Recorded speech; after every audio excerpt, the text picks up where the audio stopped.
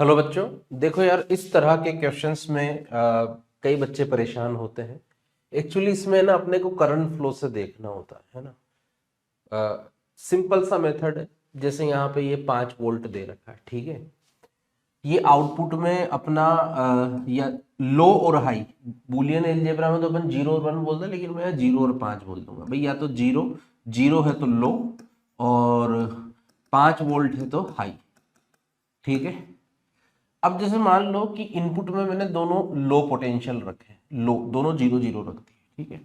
अगर दोनों 0 0 रख दिए, ए और बी, या ट्रुथ टेबल बनाते हुए चलेंगे अपन, ए बी और सी, अगर मैंने दोनों 0 रख दिए, दोनों अगर 0 रख दिए तो इसमें करंट फ्लो हो जाएगा, ठीक है। या तो इधर से जाए या इधर से जाए, आधा आधा जाए, यहाँ करंट फ्लो हो जाएगा। करंट फ्लो हो जाएगा मतलब इधर वोल्टेज ड्रॉप आ जाएगा। वोल्टेज ड्रॉप आ जाएगा मतलब इधर लो वोल्टेज मिलेगा। लो वोल्टेज मिलेगा मतलब आउटपुट में 0, ठीक है। अगर मान लो कि मैं दोनों में से किसी एक को 0 और किसी एक को 1 रखता हूं, 1 मतलब वही 5 वोल्ट हाई पोटेंशियल, तो भी इधर करंट फ्लो हो जाएगा। चलो इसमें से नहीं जाएगा बट इसमें से तो चला ही जाएगा।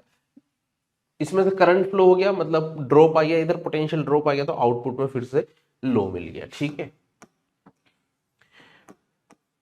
ठीक, अब अगर मान लो दोनों हाई पोटेंशियल रख दें तो क्या होगा? अगर दोनों हाई पोटेंशियल रख दें तो क्या होगा? मतलब ये भी 5 वोल्ट रख दिया, ये भी 5 वोल्ट रख दिया, तो यहाँ पे करंट फ्लो होगा ही नहीं। करंट फ्लो होगा ही नहीं तो जो वोल्टेज यहाँ पे वही वोल्टेज यहाँ पे हो जाएगा, ड्रॉप नहीं आएगा ना। रेजिस्टेंस का अक्रॉस पोटेंशियल ड्रॉप आएगा ही नहीं, मतलब इधर 5 वोल्ट रहेगा। तो 1 1 पे 1, तो ये एंड गेट बनेगा।